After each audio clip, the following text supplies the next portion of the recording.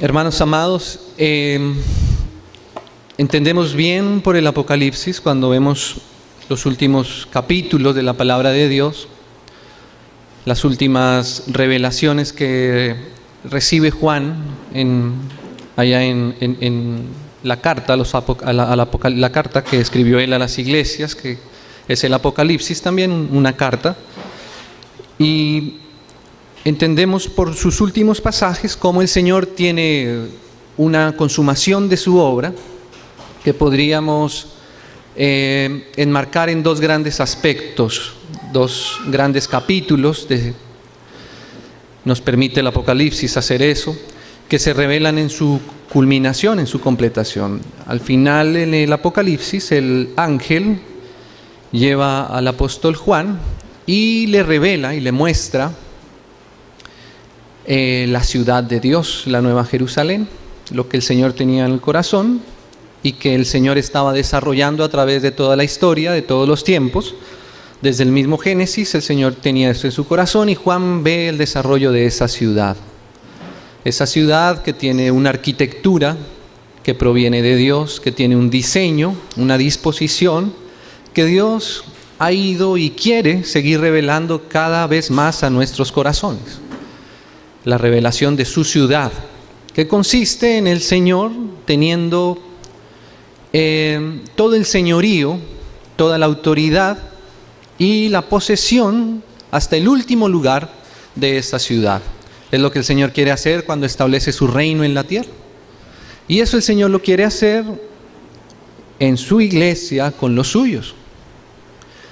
El entendimiento, la comprensión de la iglesia en cada ciudad, de la iglesia local, es la comprensión de ese diseño que el Señor quiere y que está desarrollando y que va a culminar como nos lo muestra el Apocalipsis.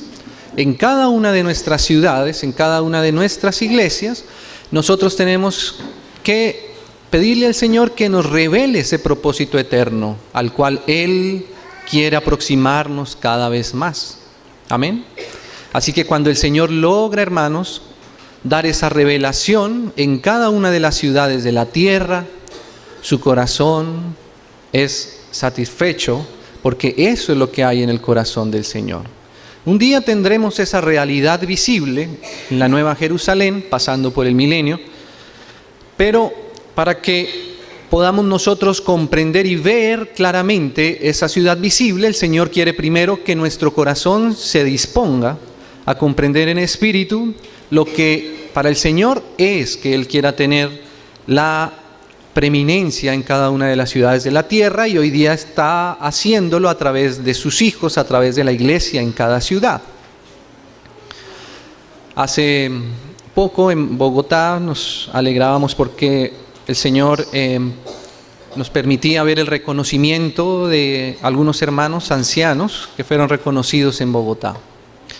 Eso no es una cosa de poca monta, hermanos, porque que el Señor pueda tener establecido en una ciudad su autoridad, su gobierno, es algo celestial.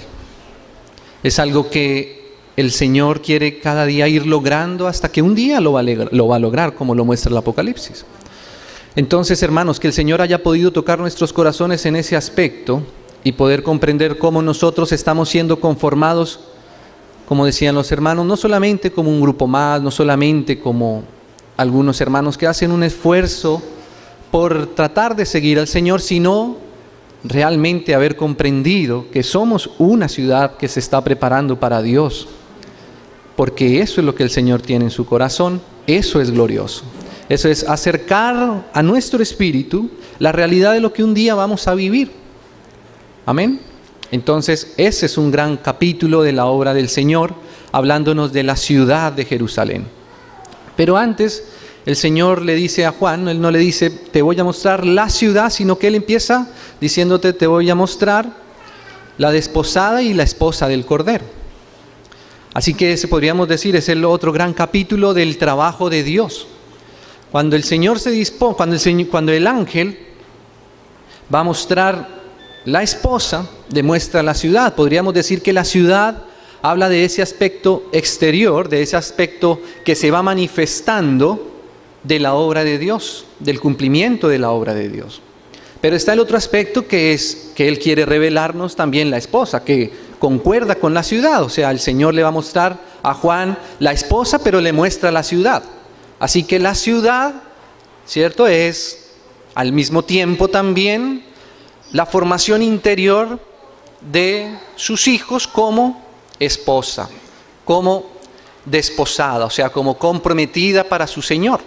Así que el aspecto del casamiento, el aspecto del matrimonio que el Señor está también revelando, tiene que ver con lo interior.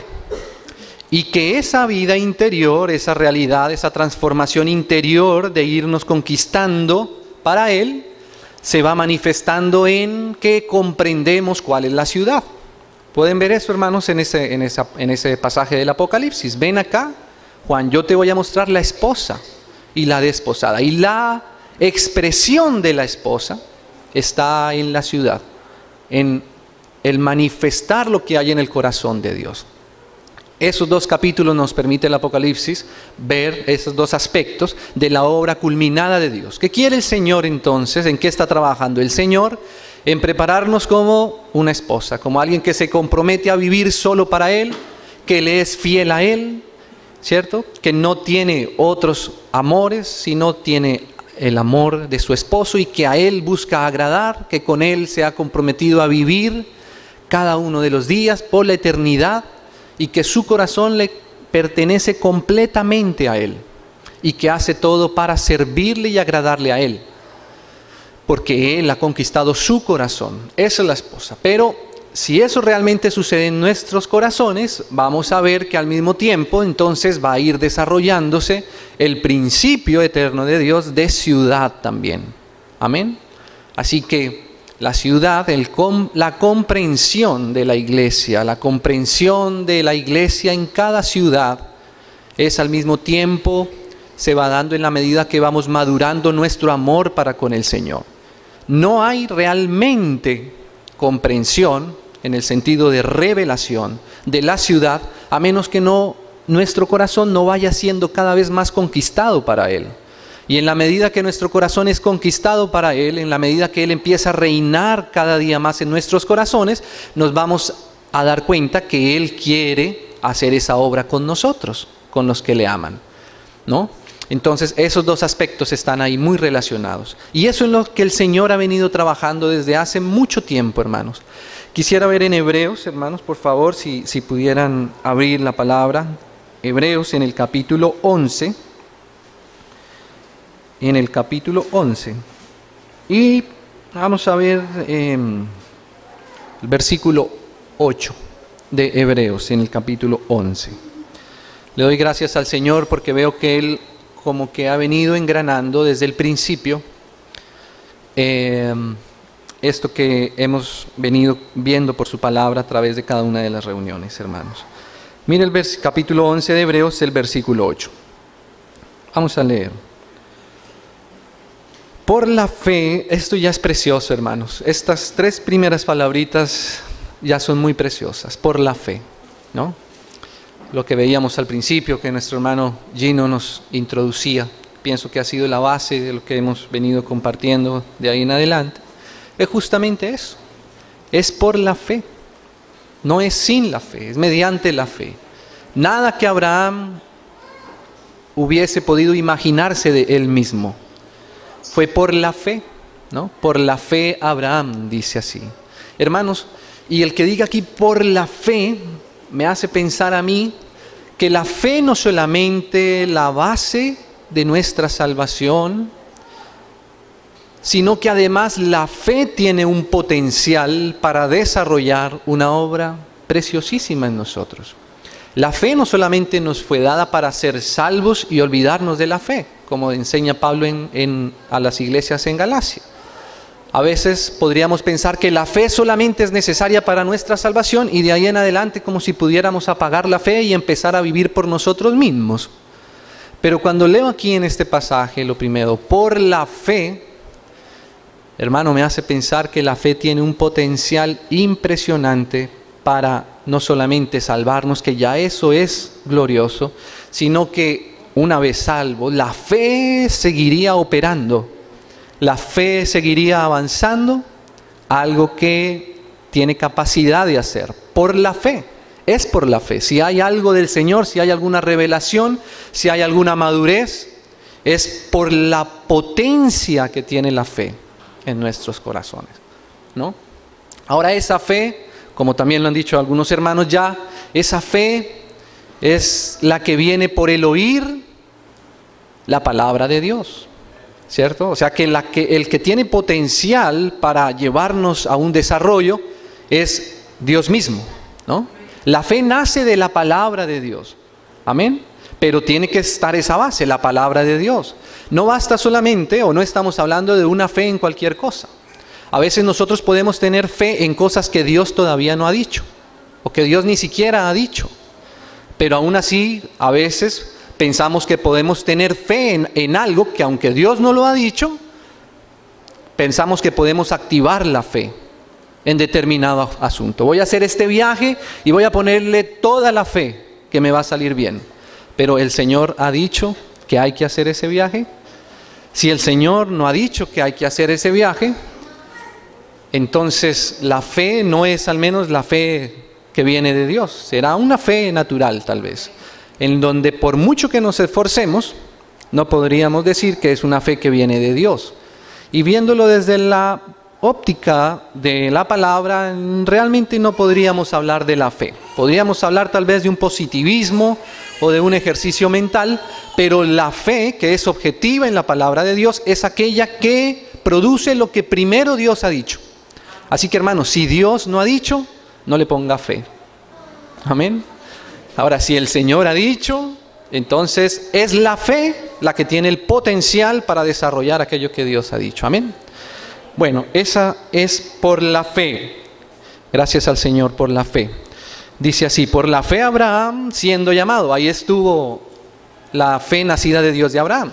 No fue que Abraham puso a mirar qué tierra sería más productiva para irse. No fue que Abraham le incomodó algo en Ur de los Caldeos y entonces salió a buscar unas nuevas posibilidades en otra tierra. No, fue que Dios lo llamó. Por eso puede decirse que es por la fe realmente, porque primero Dios habló. Amén. Entonces dice que Abraham, siendo llamado, porque todos hemos sido llamados por la fe, dice Pablo en Efesios, que esto no es don de nosotros, ¿cierto? Para que nadie se gloríe delante de Dios. No es que Abraham fue muy inteligente y se dio cuenta cómo tenía que salir porque había una tierra que producía leche y miel, no. Es porque Dios lo llamó y esa es la fe en su operar inicial, lo primero que hace la fe, ¿no? Hablarnos y llamarnos. Y dice, obedeció. Fíjese qué potencial tiene la fe. La fe tiene el potencial de hacernos obedecer. Amén. Porque aquí continúa diciendo Abraham, por la fe obedeció. O sea que si Abraham obedece, es por causa de la fe que fue puesta en su corazón. No es que Abraham fue llamado por la fe, pero comenzó a obedecer según sus fuerzas, ¿no? Cuando tratamos de hacer eso, nos damos cuenta que somos insuficientes en nosotros mismos para obedecer aún el mismo llamado de Dios. Pero si permanecemos en la fe, por la fe, ¿cierto? Entonces podemos obedecer. Para salir al lugar que había de recibir como herencia. Y fíjese lo que le hace a Abraham la fe comprender.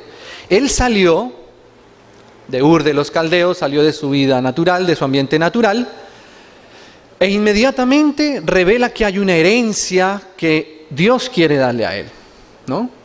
Así que la fe, hermanos, no solamente es para librarnos de no ir al infierno, sino también nos lleva a disfrutar de la herencia que Dios tiene para nosotros. La fe, su obra completa, incluye esos dos aspectos, la gracia y el reino. Incluye el llamamiento, el de pasar de la muerte a la vida, y esa vida no solamente para quedarnos no muertos, sino para aprovechar la vida que el Señor nos ha dado, que es la que nos conduce a su herencia. Amén. Pienso que cada día el Señor quiere que su iglesia vaya tomando cada vez más por la fe posesión de esa herencia. Desde ahora, la herencia tenemos que irla asumiendo desde ahora. Los negocios del padre, el hijo los va conociendo en la medida que va creciendo. Porque si el hijo solamente vive para él mismo, está por fuera, como le pasó al hijo pródigo, cuando él regrese un día probablemente no esté suficientemente capacitado para recibir la heredad de su padre. Por eso la herencia es algo que debe estar en nuestros corazones desde ahora. Estamos en el tiempo de lo poco, de ser fiel en lo poco, porque hoy no vemos las cosas en su realidad. El Señor enseñó al menos 2 parábolas que hablaban de ser fiel en lo poco, y lo mucho es cuando Él venga. Ahí vamos a ser puestos en lo mucho, pero para ser puestos en lo mucho tenemos que estar amando y siendo fieles en lo poco. Amén. Por eso aquí la fe, porque sigue teniendo la base de la fe, dice que Él salió, pero no salió a cualquier lugar, sino él entendía, la fe le hacía entender que había una herencia. Y dice, y salió sin saber a dónde iba. Fíjese que aquí la única manera de no perderse nuevamente es la fe. Él salió por la fe, y la fe es capaz de guiarle, aunque él no sepa en lo natural a dónde va. Pero tiene clara una cosa, la herencia. Amén. Y esa es la fe. La fe tiene capacidad de guiarnos, aun cuando a veces no entendemos las jornadas, no entendemos la situación particular, pero la fe, si es algo que el Señor dijo, la fe tiene la capacidad de no dejarnos quedar, ¿cierto?, en el camino, sino de seguir avanzando, hasta que el Señor va dando claridad qué es lo que Él ya quiere establecer en nuestros corazones. Ahí sabemos que vamos llegando por la fe. Amén. Sigue teniendo esta base la fe. Por la fe, vuelve y dice, habitó como extranjero en tierra prometida, como en tierra ajena. Pero él tenía fe, porque Dios le había dicho a dónde lo iba a llevar. Dice, morando en tiendas con Isaac y Jacob, coherederos de la misma promesa. Esa es la promesa que la fe, a la que la fe nos está llevando a vivir. La promesa es lo que Dios ha dicho. Si nosotros estamos en lo que Dios ha dicho, viene la fe a poder ejecutar lo que Dios ha dicho. Si nosotros estamos conscientes de la promesa. Si olvidamos la promesa, si perdemos de vista la promesa, pues probablemente la fe deje, o no pueda más bien, operar en el sentido en el que el Señor quiere que nos movamos. Por eso la promesa era lo que estaba en el corazón de Abraham, y esa promesa dice que estaba por la fe, ¿no? Ahora vamos al versículo 10, dice así, porque, esta es como un versículo de conclusión. En estos cortos versos podríamos ver resumida la vida de Abraham, ¿no? Desde que salió siendo llamado, hasta que en un momento sucede esto que la Biblia misma nos dice. En algún momento Abraham comprendió esto, dice, porque esperaba la ciudad que tiene fundamentos, cuyo arquitecto y construcción es Dios. Qué tremenda revelación, hermanos. La que Abraham, fíjese, cuando leía este verso yo pensaba que esta es una revelación ciertamente para personas que han leído el Nuevo Testamento, como yo. Leo Apocalipsis y todavía me cuesta trabajo comprender este plan que tiene el Señor. ¿Cómo es que el Señor tiene una ciudad que está estableciendo, que esa ciudad tiene fundamentos, que esa ciudad tiene una arquitectura y que tiene un constructor, y que ese constructor es Dios? ¿Cómo Abraham, estando allá en el Antiguo Testamento, todavía no ha leído a Pablo, todavía no ha leído a Juan, no ha leído a Pedro, todavía nadie le ha dicho que somos piedras vivas, que tenemos que ser edificados como un templo de Dios? Y Abraham ya por la fe, o sea, por el operar del Espíritu en el corazón de Abraham, tiene esta revelación. Él salió sin saber a dónde iba, buscando una heredad, y en el transcurso de su vida, en el recorrido que Dios le permite hacer de su vida, de sus años, que fueron bastantes, a través de muchas pruebas, a través de mucha paciencia, a través de errores que el Señor tuvo que salir a defenderlo de sus propios errores. En algún momento la Biblia nos enseña que Abraham comprendió algo que era lo que realmente estaba pasando en su vida. Algo que estaba digámoslo así, orquestando todos los demás hechos de su vida para que Abraham comprendiera esto, que Dios un día iba a hacer una ciudad diseñada, arquitectada por él y que él mismo la iba a construir.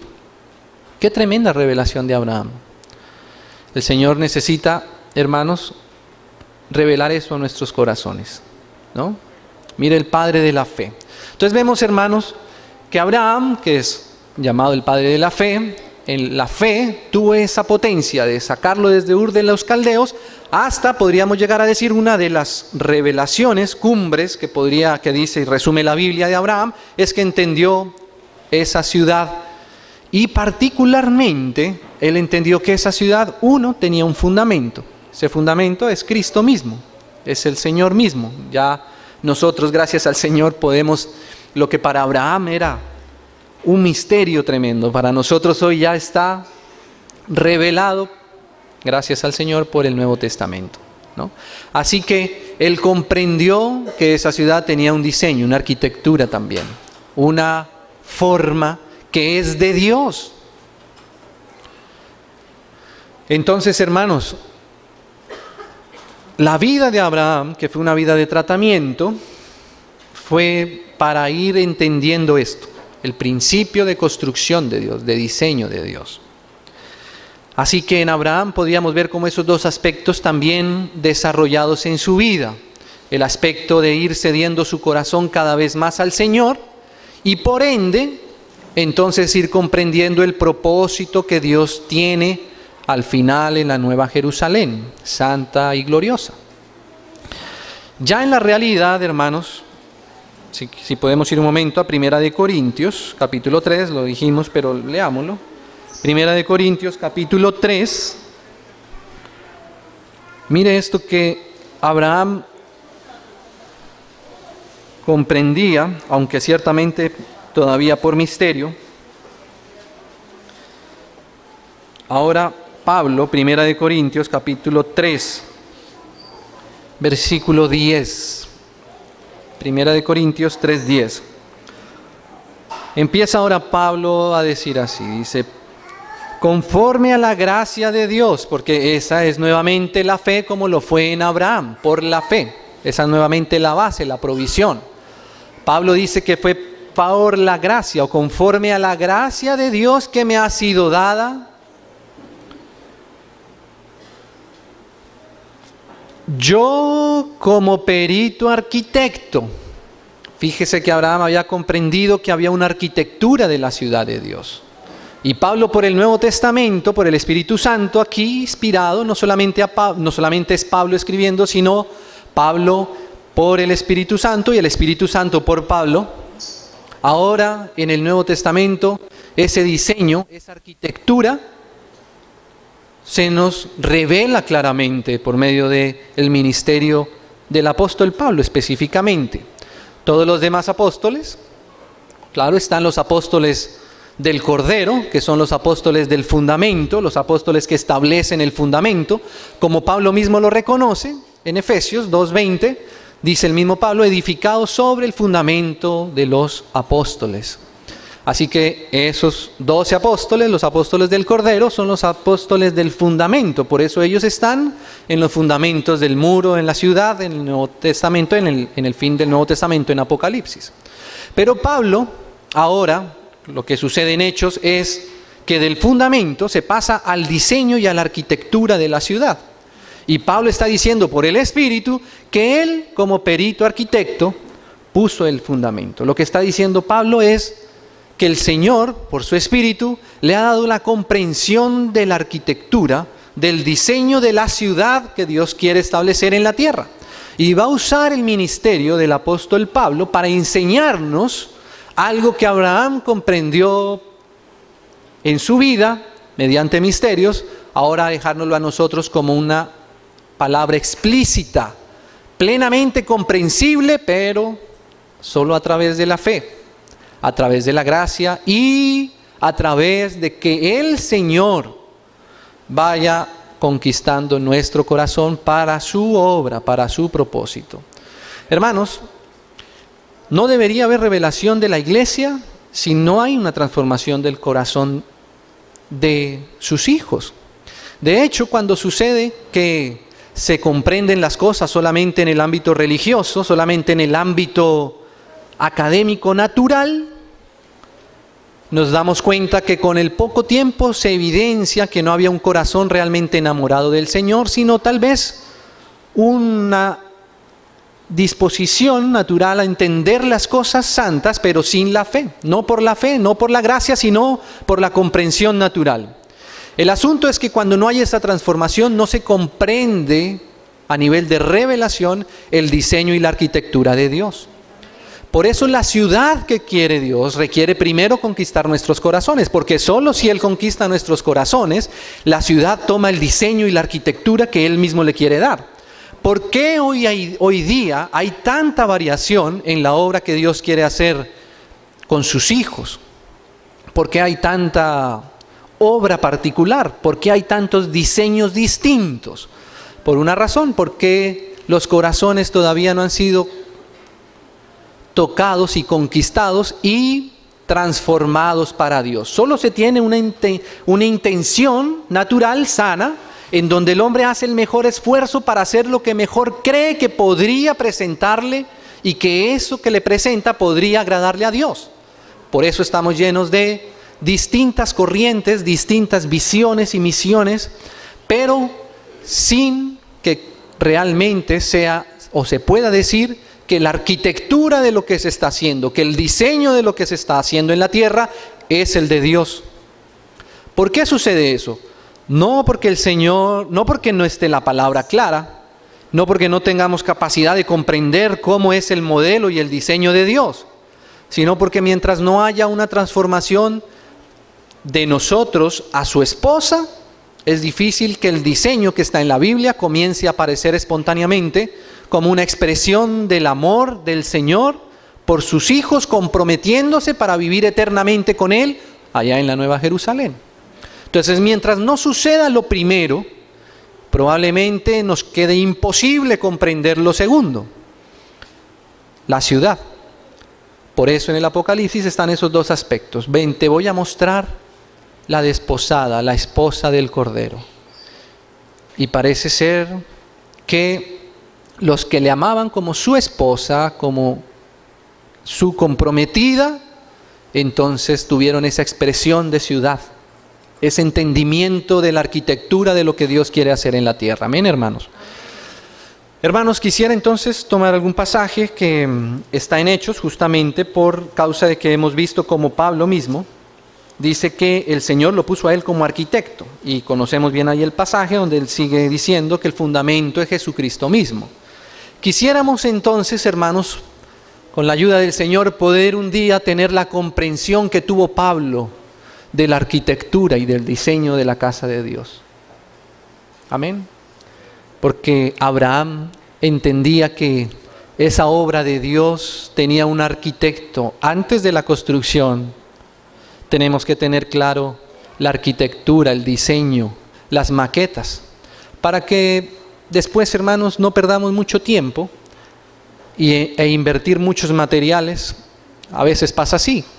No sé si los hermanos en algún momento han tenido experiencia de estar involucrados en una construcción natural normal. Y a veces, tristemente, tenemos que deshacer muros que ya habíamos hecho, porque en algún momento se perdió el modelo del plano o no entendió bien el constructor lo que el arquitecto había plasmado, y cuando nos vamos a dar cuenta, tenemos que desbaratar, si queremos ser fieles a lo que el dueño de casa ha tenido en su corazón, en donde morar para siempre. Entonces, antes de construir necesitamos nosotros el diseño.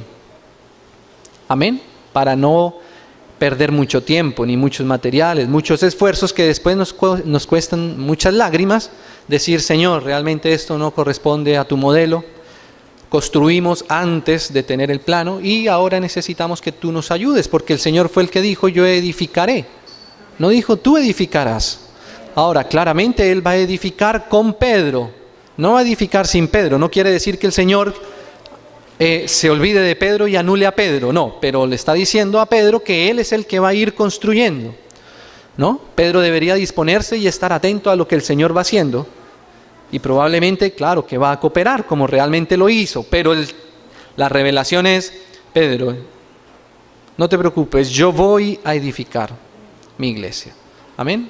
Con base en la revelación que te voy a ir dando de mí cada vez más, porque esa es una revelación progresiva.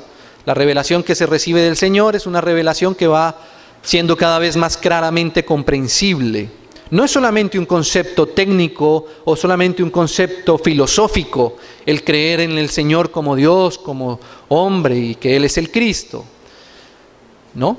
Llega un momento, pero esa revelación cada vez nos va llenando más. Cada vez nos damos cuenta que tenemos la eternidad para comprender y para seguir respondiéndole al Señor: ¿quién dices tú ahora que soy yo?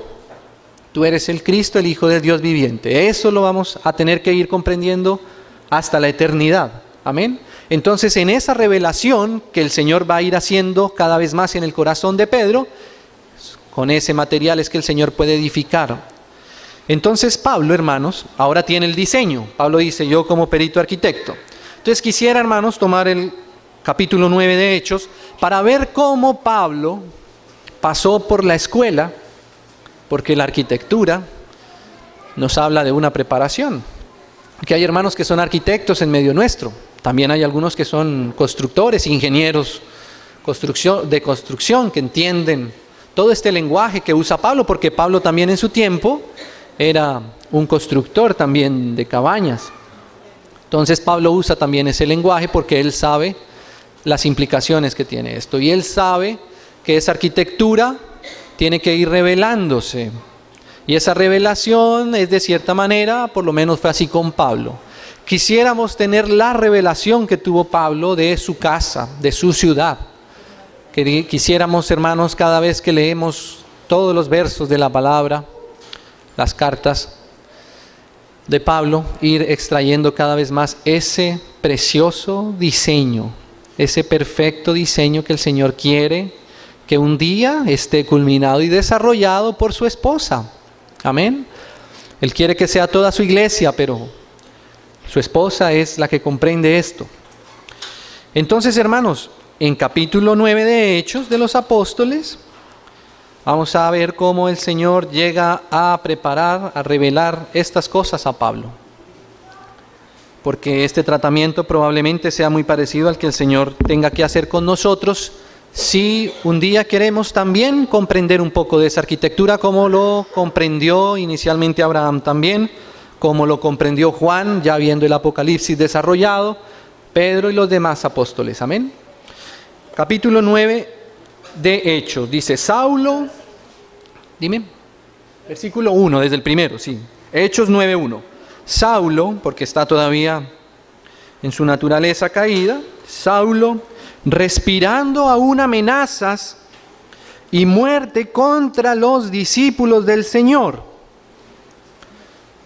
Unos hermanos que leen esto del griego, dice que esta metáfora, esta comparación que dice aquí Lucas, que es un médico y por eso escribe en un lenguaje también metafórico, no solamente en este pasaje, sino en muchos otros, dice que esa frase, que esa palabra que dice respirando aún amenazas y muerte contra, era como una frase que significaba, que se podía leer como que Pablo respiraba como cuando un toro ve a su víctima y respira por la nariz, manifestando toda su capacidad natural de aniquilar con su objetivo, ¿no? Así que esa es la frase que usa Lucas para describir cómo Pablo estaba en su condición. Recordemos, hermanos, que Lucas fue un compañero bien cercano de Pablo en el ministerio. Compartieron bastante tiempo juntos, incluso en el barco cuando habían problemas estuvieron juntos, y probablemente muchas de estas cosas Pablo en mucho tiempo que pasó con Lucas las podía contar de una manera bien interior, ¿no? Y manifestar lo que pasaba en el interior de Pablo, y probablemente Lucas puede realmente decir esto con un conocimiento bien profundo de Pablo. Entonces dice así, ese era Pablo, hermanos. Pablo era un toro bravo, ¿no? si usted se pone a pensar, Pablo era en lo natural una persona muy importante. Era una persona prominente, de hecho. Pablo tenía una investidura militar, incluso una vestidura jurídica. Pablo tenía permiso de usar armas y de poner a la gente presa en la cárcel. Probablemente tenía hasta guardaespaldas y andaba en caballos bien imponentes. Ese era Pablo. Además, Pablo también era una persona muy culta. ¿Sabe que Pablo por lo menos hablaba 3 idiomas? Según nos deja ver la palabra. Y en la filosofía, Pablo se sentaba, o estaba en capacidad de sentarse a hablar en el lenguaje de los filósofos más prominentes de la época. Allá en Atenas, no le quedaba a Pablo entrar al Areópago y sentarse con los filósofos a hablar posiblemente temas bien avanzados, bien filosóficos. Y Pablo había sido discipulado y había aprendido de la escuela de Gamaliel. Así que, hermanos, yo me imagino que la oficina de Pablo tenía bastantes diplomas, ¿cierto? Sí, es que Pablo tuvo oficinas. Así que Pablo, hermanos, era bien tremendo. Y también, hermano, imagínese Pablo, también en lo religioso, también era alguien prominente. Él conocía la ley y era defensor de los asuntos religiosos. No podemos decir que era defensor de las cosas de Dios, porque él pensaba que estaba defendiendo a Dios de los cristianos. Pero Pablo también en lo religioso también tenía mucho de qué apoyarse, como él mismo lo dice. Además también su nación, o sea, tenía digámoslo así, tenía una visa importante, ¿no? Nacionalidad romana, además también judío. Imagínese, hermano, ¿qué más se podría decir de una persona así? Que es realmente un toro bravo, ¿no? Ese es un toro bravo en lo natural. Así éramos, hermanos. Sin el Señor, eso es lo que realmente somos. Versículo 2. Y le pidió cartas para las sinagogas de Damasco, a fin de que si hallase algunos hombres o mujeres de este camino. Ese camino es una persona. El Señor Jesús, yo soy el camino, por eso tiene C mayúscula, ¿no? Al menos aquí en esta versión. O mujeres de este camino, los trajese presos a Jerusalén. Realmente ese era un toro bravo, hermanos. Imagínese usted. Más atrás dice que Pablo entraba a las casas y sacaba a las personas, sacaba a las mujeres, las ponía presas. Y cuando mataban a Esteban, él consentía. ¿Qué cosa, no, hermanos? La arrogancia del ser humano, la vanidad del ser humano. Aún pensando, queriendo agradar a Dios, el ser humano es terrible si no está en Cristo. Y dice así, mas yendo por el camino, por su camino, por camino con C pequeña, mas yendo por el camino, aconteció que al llegar cerca de Damasco, repentinamente le rodeó un resplandor de luz del cielo. Ay, ay, ay. En otros pasajes, Pablo recuerda que eso era como al mediodía. Y dice que al mediodía le rodeó una luz. Así que imagínese la magnitud de la luz que pudo haber visto Pablo. Imagínese que es como, bueno, sí, estamos en el mediodía. Si salimos a la playa, ¿usted podría imaginarse que hubiese una luz más potente que la luz del mediodía y del sol? Uno podría pensar que no. Está bien, si se aparece una luz en la oscuridad, cualquier bombillito pues es luz. Pero Pablo dice que al mediodía le apareció una luz del cielo, que ocultó la luz natural, esa a la que él siempre había estado acostumbrado en todos los aspectos de su vida, ¿no? Y es que esa es la luz de Dios. Hermanos, nosotros tenemos que saber que el Dios que está en el cielo es un Dios muy grande y que nosotros tenemos que andar con mucho cuidado delante de Él. Aún siendo sus hijos, nosotros todavía estamos apenas comprendiendo el borde de su vestidura. Imagínese, ahí Pablo pensó que algo grave había pasado. Pablo era una persona no No era una persona simple, como ya lo hemos dicho. Pablo probablemente estaba acostumbrado a ver cosas maravillosas, cosas espectaculares en lo natural, probablemente mucha riqueza, mucho oro, mucha investidura, y de pronto aparece esta luz que él nunca ha visto. Aunque hablaba de Dios, aunque estaba metido en la ley, nunca había tenido una aproximación a Dios. Y ahí se le aparece esa luz, ¿no? Que lo deja ciego. Y él sabe, por la magnitud de la luz, él sabe ahí que esa luz es Dios. Esa luz es Dios, mira, dice así: un resplandor de luz del cielo y cayendo en tierra. Ay, hermano, eso es lo que pasa cuando Dios nos deja ver un poco de su luz, que nosotros inmediatamente queremos poner nuestras narices en el polvo. Y eso le pasó a Pablo. Porque ahí nos damos cuenta cuán pequeños nosotros somos. Y nunca dejaremos de ser pequeños delante de Dios. Él es Dios. Nosotros somos creación y somos polvo. El primer versículo de la Biblia es para eso. Para decirnos que una cosa es Dios y otra cosa es la creación. Y nosotros somos creación de Dios. Sí, creados con un propósito muy sublime. Pero Dios sigue siendo Dios.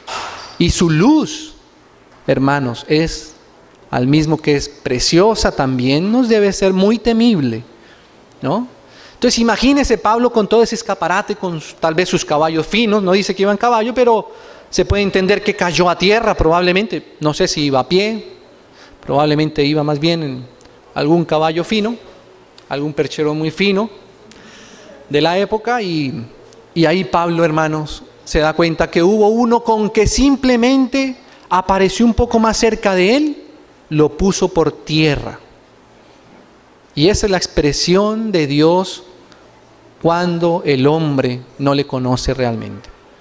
Entonces Pablo comienza entendiendo de esta manera quién es él. Dice: oyó una voz que le decía: Saulo, Saulo, ¿por qué me persigues? Y él le dijo: ¿quién eres? Fíjese, ahí cuando él comprende que hay algo mucho más grande que él, que hay algo mucho más sabio que él, ¿no? Ahí se da cuenta que ese Dios es una persona que habla, que se expresa, y le pregunta, y la pregunta es: ¿quién eres, Señor? Esa palabra Señor, a veces para nosotros que, sobre todo aquí en Colombia, la palabra Señor la usamos en varios niveles. En otras culturas, incluso a veces cuando vienen hermanos de otros países, les parece muy extraño que nosotros usamos la palabra Señor con cierta frecuencia más, y le decimos Señor al señor de la tienda, Señor al señor del taxi, no porque no lo sea, sino al contrario, por un respeto. Pero este Señor que aparece aquí, cuando uno va, lo que está diciendo Pablo es: ¿quién eres, Dios? Este Señor es el Señor que solamente se le atribuye a Dios. Por eso cuando él ve la luz, él sabe que se ha encontrado con alguien y que ese alguien es Dios. De inmediato, la primera revelación de Pablo cuando se encuentra con él: yo soy Dios. Señor, ¿y quién eres? Y le dice el Señor: yo soy Jesús. Primera revelación tremenda de Pablo: Jesús es Dios. Ahí se da cuenta. ¿Quién es ese Dios que me tiene, como decíamos, con las narices en el polvo? ¿Quién es ese que se atreve a cruzarse en mi camino? Jesús es Dios. Ahí se dio cuenta. Jesús es Dios. Tú eres Dios. ¿Sí? Yo soy Dios, al que tú mismo has estado persiguiendo. Hermano, ¿cómo sería el corazón de Pablo en ese momento? Si ese es Dios al que yo estaba persiguiendo, porque además se lo acaba de decir: tú me estás persiguiendo, yo soy Jesús. Y ahora Pablo, que era como ese toro tan bravo, ¿cierto? Aquí más lo va a decir, dice. En el versículo 6 dice: él temblando y temeroso. Ese toro ahora era como un gatico asustado, ¿cierto? que trataba de esconderse de Dios porque se había encontrado con Dios y ese Dios es Jesús. Probablemente Pablo pensaba que Dios le iba a poner el pie encima y pues él lo que nos merecemos, ¿no? Y imagínate Pablo después de entender cuando le dice, yo soy Jesús. Señor, pero si te he estado poniendo a las personas en la cárcel, si he estado delante de la muerte de los tuyos y he consentido en esto, ahora estoy delante de ti como un barro despreciable, soy tu enemigo, ¿no? ¿Qué vas a hacer conmigo? ¿Estoy muerto?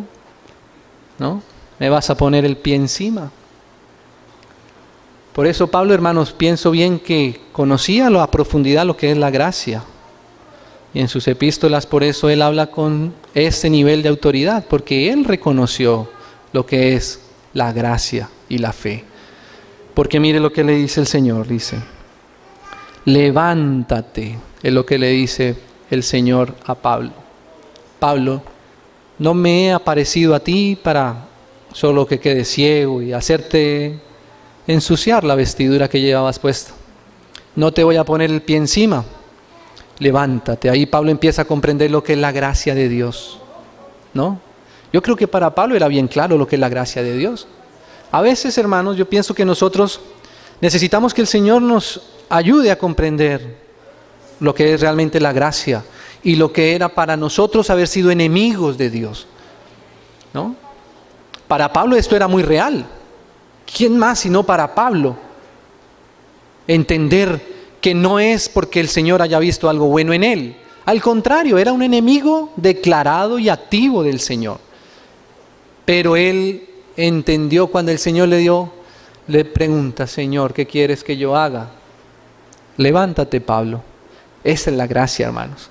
¿Cómo es el corazón del Señor? Poder perdonar así a su enemigo, ¿no? Que ese somos nosotros. Entonces dice así, dice el versículo 4, habíamos leído, ¿no? Y cayendo en tierra oyó una voz que le decía, Saulo, Saulo, ¿por qué me persigues? Otra cosa que aquí el Señor le revela a Pablo, la iglesia, ¿no? La iglesia. Lo que el Señor le está diciendo aquí a Pablo es, Pablo, todo esto que tú has venido estando haciendo con estos mis hijos, ¿no? No son solamente mis hijos. Yo estoy en mis hijos. Lo que pasa con la iglesia tiene que ver con Dios. Nadie puede rozar a uno de sus hijos sin tener que ver con Dios. Qué delicada es la iglesia, hermanos, ¿no? No son solamente los hermanos. Fíjate que el Señor Jesús le hubiera podido decir a Pablo, Pablo, yo soy Jesús y tú estás persiguiendo a mi iglesia. Pero esto es algo mayor. Pablo, tú me estás persiguiendo a mí. A mí. Por eso pienso yo, hermanos, que Pablo tenía una base bien importante para escribir lo que iba a escribir respecto a la iglesia. Porque él sabía cuál era el asunto. No es solamente la iglesia, es que Dios está en la iglesia. Es que la iglesia es de Dios, es que la iglesia es la obra de Dios, ¿no? Cuando él le dijo, ¿por qué me persigues? Es que el Señor está tomando el nombre de sus hijos, se está apersonando de sus hijos, de su obra, de su casa, de su iglesia, ¿no? Entonces es como si el Señor estuviera, hermanos, en Pablo, que va a poner los fundamentos también como perito arquitecto. Es como si el Señor estuviera haciendo un hueco bien hondo en el corazón, en el interior de Pablo, donde va a vertir el contenido del fundamento. Porque ustedes saben, hermanos, que cuando se va a hacer una edificación, lo primero es poner los fundamentos. Y los fundamentos, para poder establecer los fundamentos, hay que hacer primero un hueco bien hondo. ¿Es así? Mis hermanos que conocen de estructuras y han hecho puentes grandísimos y todo eso, saben lo profundo que hay que cavar. hasta encontrar el terreno firme donde pueda ponerse lo que va a sostener la edificación. Entonces este procesito del Señor con Pablo es como si el Señor estuviera haciendo un hueco bien profundo en donde donde el Señor va a poner en Pablo los fundamentos de lo que Él va a tener que transmitir a la iglesia, a nosotros. Así que Pablo no solamente explicaba las cosas desde un punto de vista académico, aunque tenía sabiduría y esa sabiduría fue usada por Dios. Pero Pablo sabía bien en realidad de qué es lo que estaba hablando. Por eso decíamos que no podría haber ciudad si primero no hay un tratamiento interior de nuestros corazones. Cuando no ha habido esto, cuando el Señor no ha hecho ese hueco en nuestros corazones, somos descuidados y pensamos que la iglesia es cualquier cosa. Ay, pero son unos hermanitos poquitos, el campamento es lejos y además hay muchas otras cosas que hacer, ¿no? Ir a todas las reuniones nos resulta complicado. ¿Por qué, hermanos? Probablemente no hemos tenido un impacto tan alto como lo tuvo Pablo cuando se encontró con el Señor. Por eso Pablo, cuando tocaba algo con la iglesia, él sabía que no estaba en un terreno simple, ¿no? Él sabía que un día ya había tocado la iglesia. Y con esa tocadita, que fue tocadota porque no era cosa simple lo que Pablo hacía con la iglesia, ay, hermanos, encontrarse con el Señor y que el Señor le haya hecho ese hueco tan profundo en el corazón a él, le dio cierto nivel de sensibilidad a Pablo.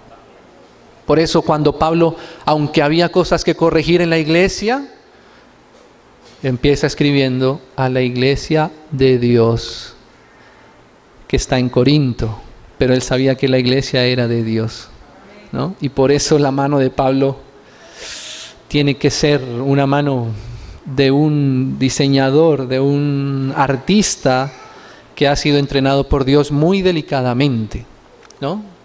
Entonces, eso le pasa a Pablo. Ha conocido quién es Dios, ha estado en tierra, se ha visto que él no era un toro, sino era una cucaracha. Y ahora tiene que ser levantado por Dios. Y Dios le empieza a enseñar, porque Dios va a hacer algo con él, ¿no? Así es, hermanos. Entonces dice así. Dice, y él, versículos, estamos, versículo 6, ok. Él temblando y temeroso. Ese no es un toro ya. Cualquier toro, por grande que seamos, por grande que sean nuestros cachos, hermano, delante del Señor, nuestras cosas fuertes dan ternura, ¿no? Que alguien desde la tierra piense poder medirse con Dios y mucho menos a la fuerza. Por eso nuestras palabras deben ser tan suaves, ¿no? Nuestro trato debe ser tan delicado siempre para estar siempre en esta posición. Temblando y temeroso dijo, Señor, y mire una cosa, rápidamente Pablo entiende, comprende que a Jesús él tiene que llamarle Dios. Él tiene que ponerse como siervo inmediatamente de Dios. Señor Dios, él hubiera podido decir, bueno, Jesús, ¿y qué quieres que yo? No, Jesús no. Él ahora ha entendido quién es el que realmente tiene la autoridad, ¿no? No eran las cartas que él había pedido. Pienso que Pablo, cuando las cartas lo coge el Señor y llevaba las cartas en su bolso y se le presenta el Señor y escondan esas cartas, no las vaya a ver el Señor, porque ahora sé con quién es que estaba yo tratando de simular algún nivel de autoridad. Hermanos, porque todos delante del Señor, ninguno tenemos autoridad delante de Él, ¿no? Entonces ahí Pablo dice, Señor, o sea, Dios, le llamó Dios a Jesús de inmediato, al que antes perseguía. ¿Qué quieres que yo haga? Otra revelación de Pablo. Tú eres un siervo delante de mí. Porque, hermanos, cuando uno se toca a Dios, uno se da cuenta que cuando estamos delante de Dios, lo más sabio es que callemos y esperar si Él quiere alguna cosa que hagamos. Esperar que Él primero hable, ¿cierto? Y si Él habla, como decíamos, por la fe, podemos entonces obedecerle. Pablo sabía bien lo que era la autoridad, ¿no crea? Pablo sabía lo que era autoridad. Lo acabamos de ver. Por eso él rápidamente comprendió. Bueno, ahora sé quién es el que tiene realmente la autoridad. Señor, ¿qué quieres que haga? Cuando no hemos conocido a Dios, no hacemos esta pregunta. O cuando al menos no le hemos conocido lo suficiente. ¿Qué quieres que haga? A veces hacemos las cosas sin que primero hayamos preguntado al Señor, ¿qué quieres que haga? Por eso somos muy rápidos muchas veces en hacer las cosas.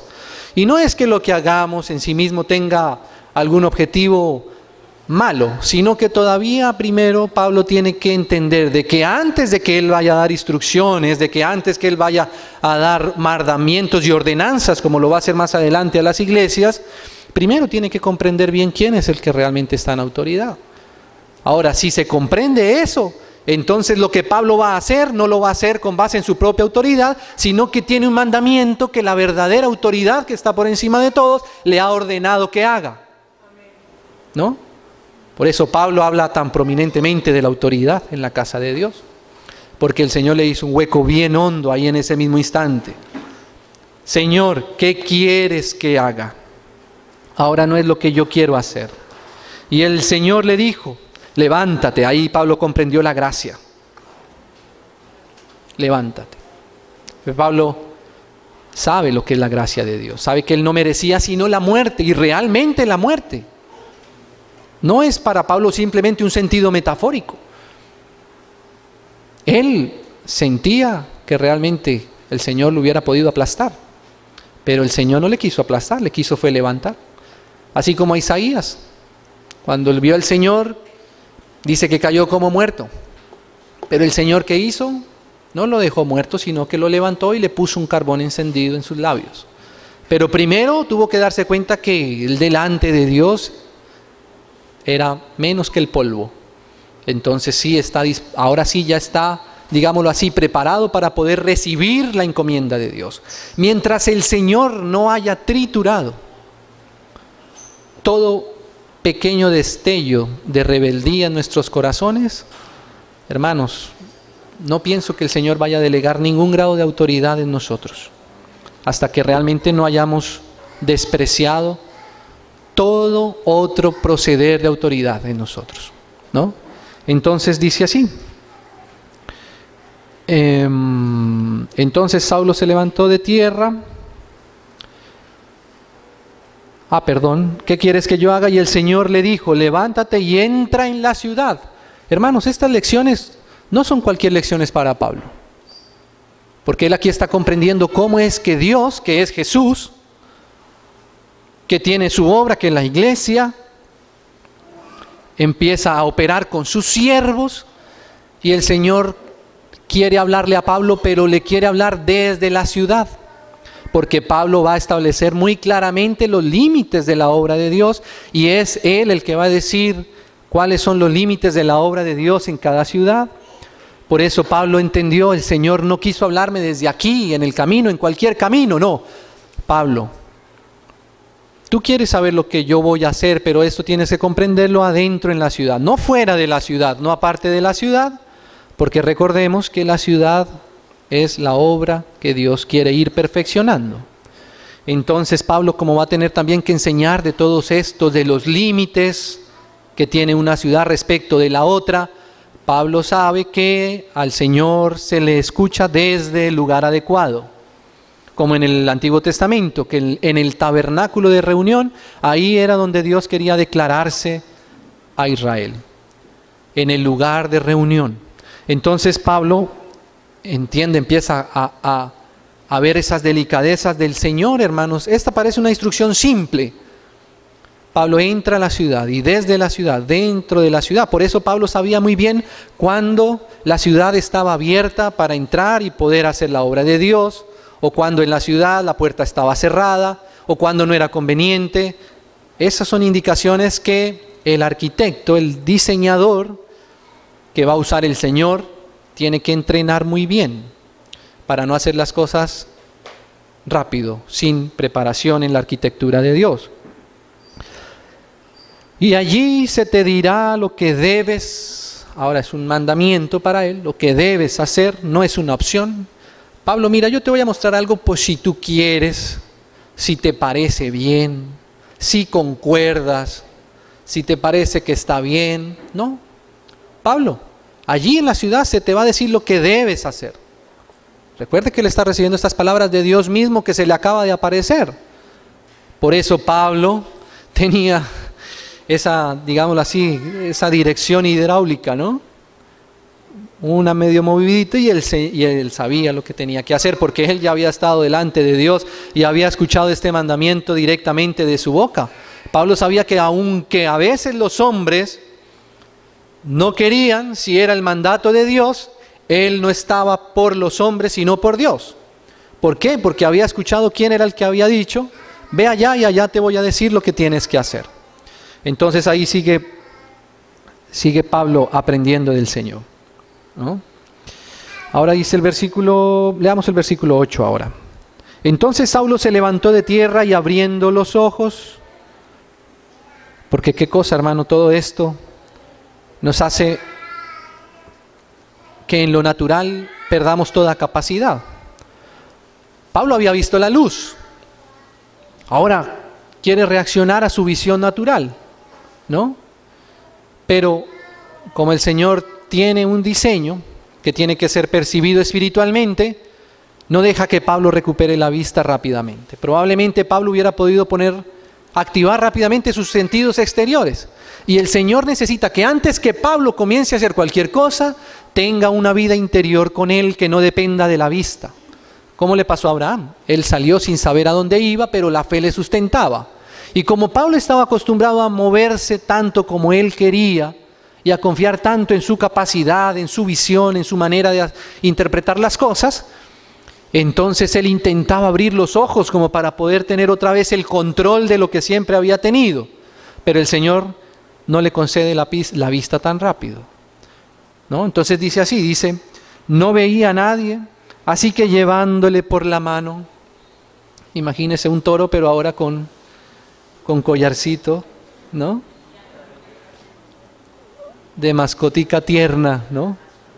En las manos del Señor. No veía a nadie, así que llevándole por la mano, eso es la humildad que el Señor tiene que desarrollar en nosotros, primero, ¿no? Antes de poder escribir sus epístolas, Pablo tenía que transformarse en el carácter del Señor. Le metieron en Damasco, miren, le metieron, como el Señor le decía a Pedro, Pedro, mientras tú seas joven vas a ir por donde tú quieras.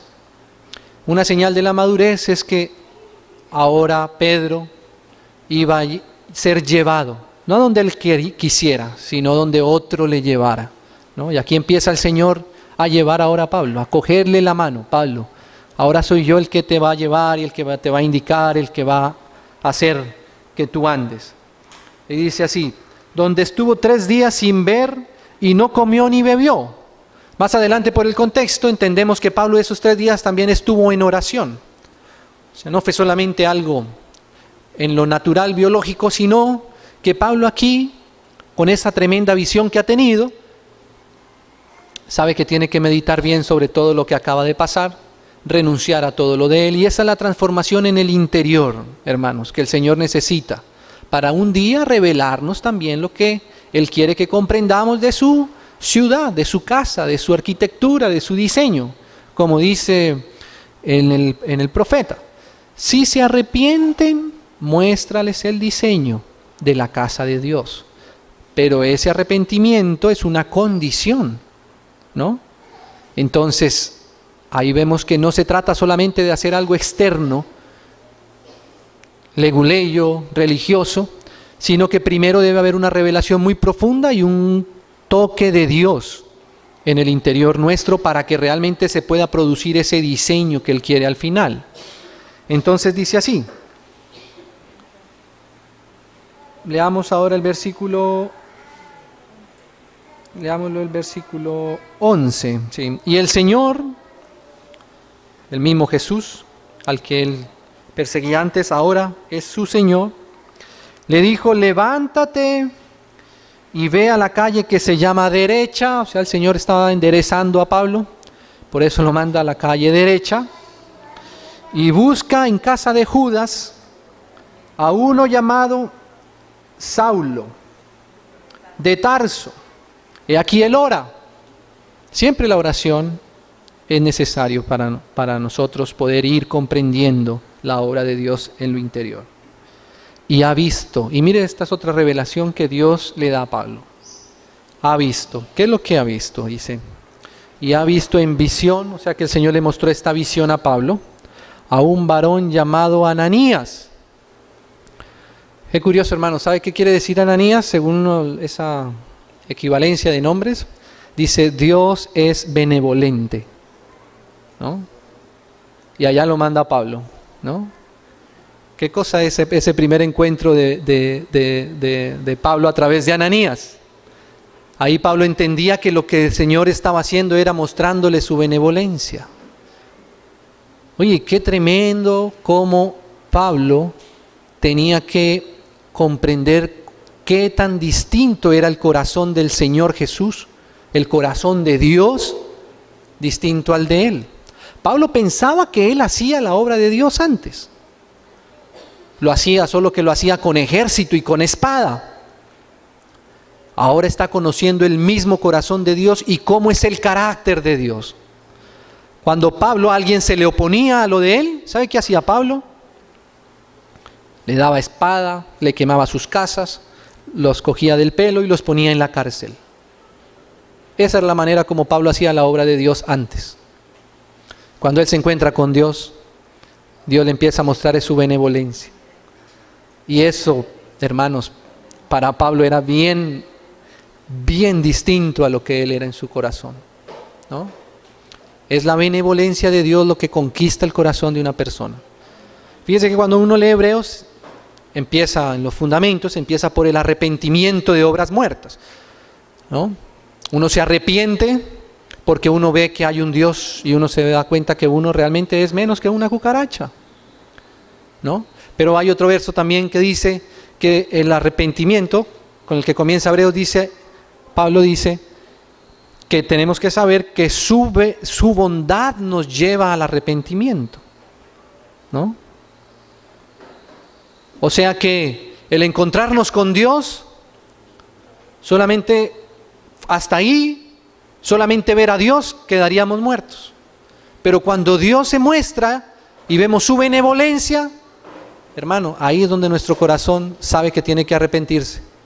Porque si Dios solamente se apareciera así y le pusiera al pie como lo que realmente somos, como un bicho ahí en el piso, podríamos decir que el corazón entonces de Dios no era muy distinto al de Pablo. Pero cuando Pablo se da cuenta que Dios, ese Dios que supuestamente él quería honrar, no es como él es, que cuando había que poner el pie encima le dijo levántate, que cuando le va a dar una instrucción lo primero que le manda es a alguien que se llama Ananías, que quiere decir la benevolencia mía, la benevolencia de Jehová, la benevolencia de Dios, ¿no? Ahí Pablo empieza a entender el carácter del que quiere servir, ¿no? Por eso la desposada, la esposa del Cordero, tiene que ver con la transformación de su iglesia en su carácter de Cordero. Y eso es lo que Pablo está empezando aquí a conocer. Entonces le dice así: y ha visto en visión a un varón llamado Ananías que entra y le pone las manos encima. Uy, Pablo no estaba acostumbrado a esto. La imposición de manos tiene, como digamos, esa doble, no solamente doble, puede ser muchos más aspectos, pero en esto que se refiere tiene como ese doble propósito. Claro, la imposición de manos es para una investidura, para un reconocimiento. Pero al mismo tiempo, fíjese que lo que está diciendo es, tu cabeza está sujeta, tu cabeza está sometida, porque esa es la autoridad realmente en el reino, ¿no?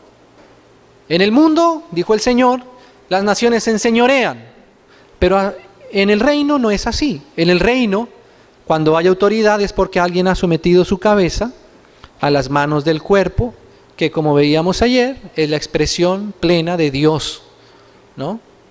Que actúa a través de sus hijos. Pablo necesitaba que le pusieran las manos encima. para que él necesitaba ver y entender que realmente debía ser puesto en ese lugar, agachar su cabeza y estar en sujeción a otros, en sujeción a los demás. Entonces dice así: entonces Ananías, o sea, la benevolencia de Dios, respondió: Señor, he oído de muchos acerca de este hombre.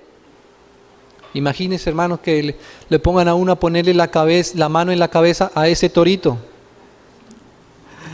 Porque la última foto que tenía Ananías de Pablo seguramente era esa, como lo va a decir acá. Ananías ve, le impone las manos allá a ese toro que está respirando amenazas y muertes contra ti mismo, ¿no? Qué tremenda la obra de Dios. Entonces dice así: entonces Ananías respondió: Señor, he oído mucho acerca de este hombre, cuántos males ha hecho a tus santos en Jerusalén, y aún aquí tiene autoridad de los principales sacerdotes para prender a todos los que invocan tu nombre. El Señor le dijo: ve. Esa es la fe. Por la fe, o sea, por lo que oyó de Dios, Ananías tiene la capacidad de obedecer en esto. Ve, porque instrumento escogido me es este, ¿no? Escogido. Qué tremendo. Para llevar mi nombre en presencia, y aquí el Señor como que distribuye este ministerio de Pablo en estos 3 capítulos, no vamos a ahondar mucho en esto, pero dice: en presencia de los gentiles, 1, y de reyes, 2, y de los hijos de Israel, 3. Podríamos casi que la teología de Pablo ponerla debajo de alguna de esas sombrillas. Pablo tiene una claridad muy tremenda acerca de esto. Dice, ahora el versículo 16, porque yo le mostraré, aquí viene la revelación que tanto anhelamos, el diseño, la arquitectura, ¿no? Eso es revelación, eso tiene que ver con la revelación. Y mire que el Señor hubiera podido decir aquí cuántas cosas le iba a revelar a Pablo. Probablemente, como decimos, Pablo cuando cuenta esto a Lucas y a muchos otros, probablemente él aquí ya ha tenido un ministerio desarrollado, porque él tuvo que contar esto varias veces. Incluso la última vez que él lo cuenta, ¿sabe qué? Curiosamente está delante de un sacerdote que se vuelve a llamar Ananías, el sumo sacerdote. ¿Y sabe qué pasa en esa oportunidad? Cuando Pablo está ya en la parte última donde lo van a condenar a muerte, a la cárcel y a la muerte. Entonces Pablo empieza a hablar y parece ser como si Pablo hubiese querido defenderse, porque Pablo empieza a decirle al juez, ustedes saben las cosas buenas que yo he hecho sirviendo al Dios viviente, y se para Ananías y le da una trompada. Así lo narra la Biblia. ¿Y ese Ananías quién es? La benevolencia de Dios. Qué curiosa esa escena. Y ahí es como si Pablo quedara callado. Pablo, porque no eres tú el que tienes que defenderte, ¿no? Si el Señor no, por su benevolencia, no le da esa cachetada de parte de Ananías, es como si el Señor retirara su benevolencia, porque le va a dejar hablar mucho de sí mismo y luego él no va a poder defender a Pablo, porque Pablo tiene que defenderse él solo. Entonces, ¿cierto? Cuando uno se presenta con abogado es porque el abogado es el que conoce, sabe bien cómo defender al acusado. Si lo hace uno mismo, el que no sabe termina condenándose y empeorando la situación. ¿No? Qué curioso, hermanos, que la benevolencia del Señor, que Pablo se la mostró aquí con Ananías al principio para imponerle la mano, también fue un Ananías el que le golpeó al final de su ministerio. Entonces decíamos que Pablo tuvo que contar esto varias veces, y probablemente cuando Pablo narra este testimonio, probablemente ya haya podido escribir muchas de sus epístolas, probablemente ya hayan muchas iglesias fundadas, probablemente ya haya hecho muchos milagros, ya haya levantado incluso a muertos, como esa vez que alguien le cogió el sueño en la reunión, murió, Pablo tuvo que orar para que el Señor le diera la vida. Y Pablo, digámoslo así, por Lucas, que está recibiendo el testimonio de Pablo, Pablo hubiera podido aquí seguir escribiendo así, dice, porque yo le mostraré cómo es mi iglesia, los asuntos doctrinales, voy a mostrarle el evangelio de Dios, voy a mostrarle la escatología, voy a mostrarle el final de los tiempos, voy a mostrarle y voy a revelarle la profecía de Daniel a profundidad. ¿O acaso no fue eso, no es eso la revelación de Pablo que está plasmada en sus escritos? Sí.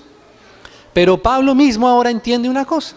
Pablo entiende que esa revelación que es de Dios necesita esto. O sea, lo que Pablo realmente necesita, en lo que él necesita revelación de Dios y que va a producir la otra revelación es, yo le mostraré. O sea, el Señor le va a revelar ¿qué? Cuánto le es necesario padecer por mi nombre. Esa es la transformación al carácter de su esposa. Esa es la verdadera revelación. Hermano, no hay ciudad, no hay revelación de iglesia si no hay transformación de nuestro corazón a través del padecimiento, a través de la cruz. Cuando el Señor ahora le revela a Pedro, allá en Mateo, fue antes, claro, el Señor le revela que Él va a edificar su iglesia, que Él le va a dar las llaves del reino. A ti te daré la llave del reino de los cielos, le dice a Pedro. Por la revelación que ha venido a tu corazón, que no es tuya, sino es de Dios, es de mi Padre. Continúa el pasaje. Desde ese momento comenzó Jesús a decirle a sus discípulos, a Pedro, cuánto le era necesario ir y padecer de los ancianos. Y en ese mismo pasaje le continúa diciendo, el que no toma su cruz y sigue en pos de mí, no es digno de mí.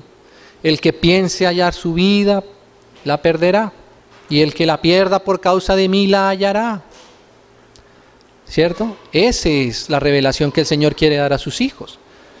Si el Señor hubiera dejado solamente hasta las puertas del Hades no prevalecerán contra la iglesia. Bueno, esa es una parte. Pero si el Señor nos deja sin su cruz, no puede lograr lo primero. Entonces el Señor está aquí mostrándonos con Pedro, con Abraham, con Pablo, cómo es que realmente el Señor está haciendo esa preparación, cómo el Señor un día se va a presentar la Nueva Jerusalén. No con base en un fundamento que no se pueda haber experimentado, porque si no, entonces la obra de Dios quedaría, como decir, sin prueba, sin experiencia, pero por eso el Señor tiene que hacer y revelarle esto a Pablo. Yo te mostraré cuánto le es necesario padecer por mi nombre. Fue entonces Ananías y entró en la casa y poniendo sobre él las manos, dijo, miren las primeras palabras de la benevolencia de Dios para Pablo, hermano Saulo. Qué tremendo, hermanos. ¿Se imagina Pablo ahora siendo llamado hermano? Probablemente estas mismas palabras antes causaban esa ira de Pablo. ¿Cómo es que estos se dicen ser hermanos y están buscando a un tal Jesús y ahora se hacen hasta hermanos de Jesús y él ya murió? Ahora viene Ananías y le dice hermano Pablo, hermano Saulo, ¿no? La comunión, otra cosa que Pablo entendió aquí, la hermandad. Porque la obra del Espíritu Santo es juntos llevarnos a la comunión perfecta con Dios, con su Hijo. Entonces Pablo no puede dejar de reconocer a los hermanos. Y el Señor lo primero que le quiere decir a través de Ananías, ¿sabe qué es? Hermano, hermano. Todos somos hijos de Dios, ¿no? Todos somos hermanos. Todos somos hermanos. Y eso es un misterio. No hay amor mayor que este, que uno ponga la vida por sus hermanos. Por eso esa palabra hermanos no es una palabra simple. El apóstol Juan dice que algunos se decían amar a Dios y aborrecían a su hermano. Y el Señor, por medio de Juan, dice que eso es una mentira. Porque es que conocer el significado de esta palabra, hermanos, ¿no? Uno tiene que entrar bien en el corazón del Señor para entender lo que quiere decir hermanos. Y vernos como hermanos no es una cosa simple, es una cosa bien profunda, ¿no? El Señor nos ayude, hermanos. Hermano Saulo, el Señor Jesús, que se te apareció en el camino por donde venía, me ha enviado para que recibas la vista y seas lleno del Espíritu Santo. Otra provisión de Pablo para ser el arquitecto de la casa de Dios, la llenura del Espíritu Santo. Sin el Espíritu Santo no podemos hacer absolutamente nada y por eso Pablo aquí necesitaba recibir el Espíritu Santo también. Y al momento le cayeron de los ojos como escamas, y recibió al instante la vista. Ahí comenzó Pablo, o se continuaba Pablo viendo cómo Dios es benevolente. Porque no crea, hermano, yo creo que en esos 3 días de que Pablo no veía, una de sus preguntas probablemente será que el Señor me va a dejar ciego para siempre. Pero ahí se da cuenta que Dios no era como él. Entonces le dejó ver, ¿no?